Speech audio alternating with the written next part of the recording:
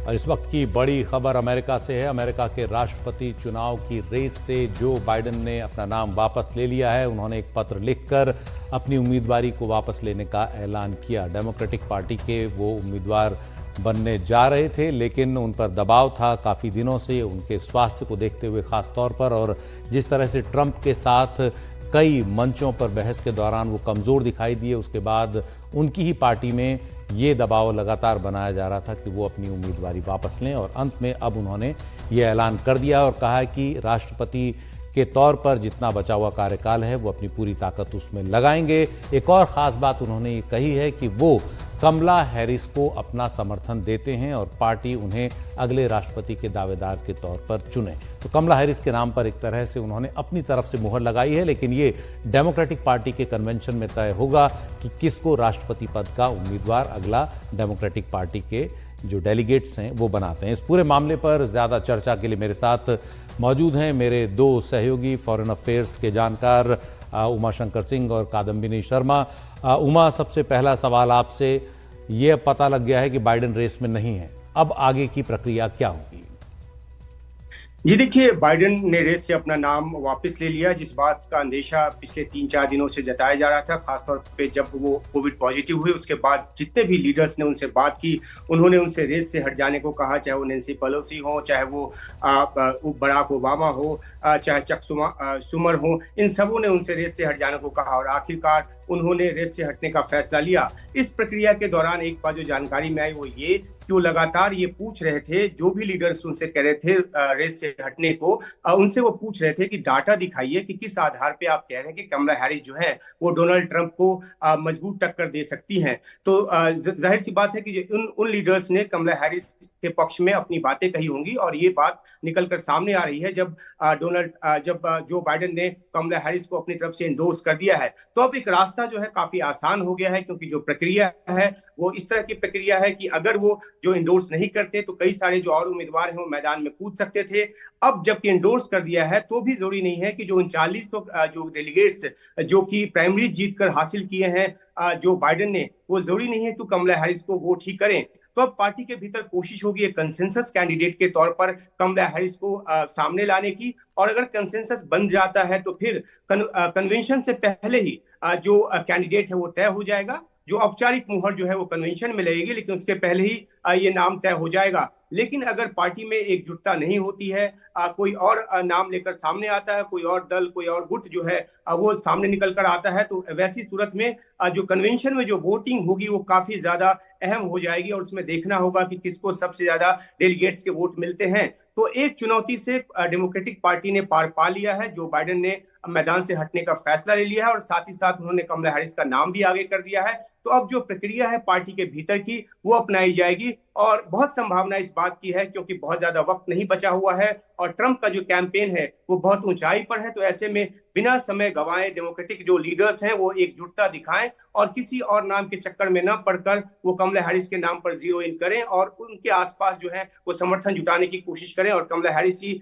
जो है औपचारिक तौर पर जो डेमोक्रेटिक पार्टी की तरफ से उम्मीदवार जो है वो बन जाए। इस बात की संभावना अब ज्यादा नजर आ रही है। जी, कमला हैरिस के नाम को इंडोर्स किया है, एक तरह से उनका समर्थन किया है जो बाइडेन ने।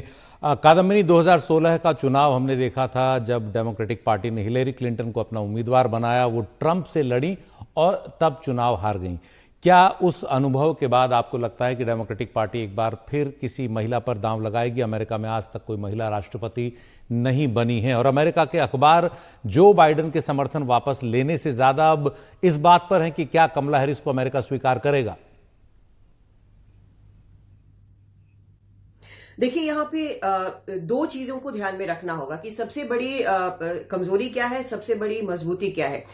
ये दोनों जो फैक्टर्स है वो एक ही है कि वक्त नहीं है। अब वक्त नहीं है, इसका सीधा मतलब ये है कि जिस तरह से प्राइमरीज होती है, साल भर चलता है, सारा कुछ कैंपेन वगैरह चलता है, प्राइमरीज में वोट दिए जाते हैं, तो प्राइमरीज में तो सबसे ज्यादा वोट जो बाइडेन को मिले। लेकिन जो 19 से 22 तारीख तक शिकागो में जो कन्वेंशन होना है उसमें 700 जो डेलीगेट्स आएंगे, क्या वो अब कमला हैरिस के नाम पर एकजुट होंगे? क्योंकि उनके ऊपर ये लीगली बाइंडिंग नहीं है कि वो कमला हैरिस के नाम पर मुहर लगाए हैं।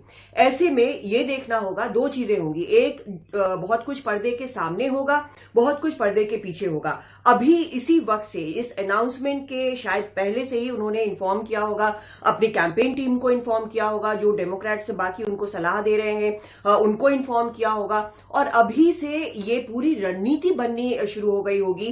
कोशिशें, फोन कॉल्स जा रहे होंगे, बातचीत हो रही होगी कि किस तरह कमला हैरिस के लिए ज्यादा से ज्यादा सपोर्ट जुटाया जाए। इसमें जितने बड़े डेमोक्रेट्स हैं वो इसमें लग जाएंगे, क्योंकि सबसे बड़ा फैक्टर यह है कि और समर्थन जुटाने के लिए एक नए कैंडिडेट के लिए वक्त अब बिल्कुल नहीं बचा है, क्योंकि कन्वेंशन जो है उसमें आधिकारिक कानूनी मुहर लगनी है, और जो चुनाव है वो कुछ ही दिनों में है। 4 नवंबर में भी बहुत ज्यादा वक्त नहीं है, तो 4 नवंबर को चुनाव होना है।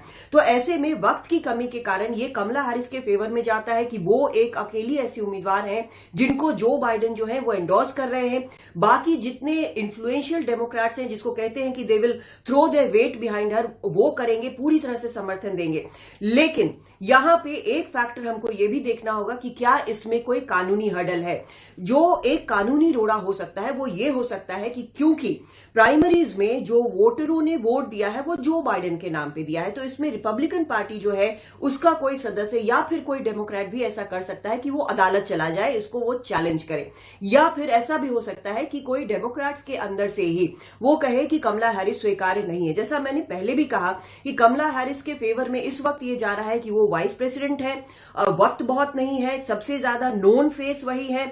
जो सर्वेज कई किए गए हैं उनमें ट्रंप के सामने वो बाइडेन के मुकाबले ज्यादा मजबूती से खड़ी नजर आती हैं। लेकिन जो ड्रॉबैक्स है उनके वो ट्रेडिशनल अमेरिकन पॉलिटिक्स के कारण है, क्योंकि अमेरिकन पॉलिटिक्स में अभी तक किसी महिला को राष्ट्रपति बनने का मौका नहीं दिया गया। अगर आप एशिया की बात करें तो चाहे भारत हो, बांग्लादेश हो, पाकिस्तान हो, थर्ड वर्ल्ड कंट्रीज कहे जाते हैं, लेकिन यहां पर महिला प्रधानमंत्री हुई हैं और बहुत मजबूती से हुई है। लेकिन अमेरिका जैसा डेवलप देश जो कि इतना पुराना डेमोक्रेसी है, वहां पर अभी तक किसी महिला को मौका नहीं मिला है।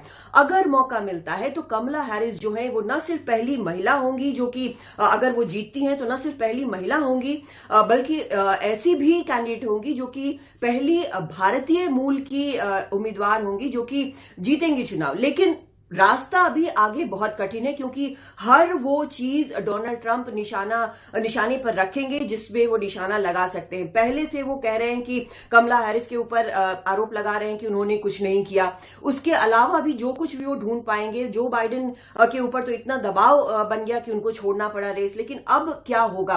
क्या आगे कोई प्रेसिडेंशियल डिबेट होगी जिसमें कमला हैरिस और डोनाल्ड ट्रंप आमने सामने होंगे? क्या ऐसा भी हो सकता है? तो कई फैक्टर्स अभी है। जबकि कहते हैं कि निवाला मुंह तक आया, गिर गया, लेकिन निवाला किसी ने लिया, तो इसमें अभी भी फर्क है थोड़ा सा।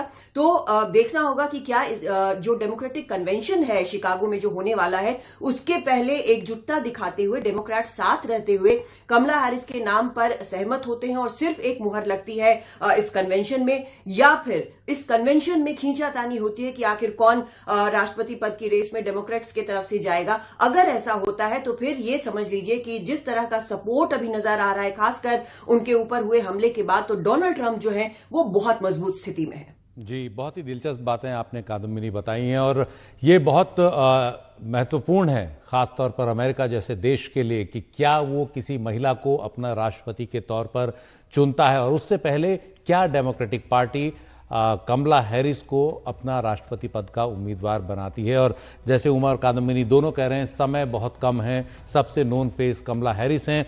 और एक और बात कि अमेरिका में अगर कभी कोई उपराष्ट्रपति बनता है तो उसे ये सोचकर उपराष्ट्रपति बनाया जाता है कि वो राष्ट्रपति का पद भी संभाल सकता है। तो कमला हैरिस को अमेरिका ने अगर चुना तो इस लिए चुना कि वो भी राष्ट्रपति का पद संभाल सकती हैं अगर कभी जरूरत पड़ती है। उमा, आपको लगता है कि कमला हैरिस की जो छवि है अमेरिका में, वो अब खास तौर पर इस फैसले के बाद, जो बाइडेन के बाद, उनके काम आएगी ट्रंप के खिलाफ लड़ने में? और ट्रंप जिस तरह से इस पूरी लड़ाई में बिल्कुल एक अलग तरह की हमलावर रुख अपनाते हैं, तो कहीं उनके सामने कमला हैरिस भी उसी तरह से आक्रामक रुख अपनाते हुए खड़ी हो सकती हैं?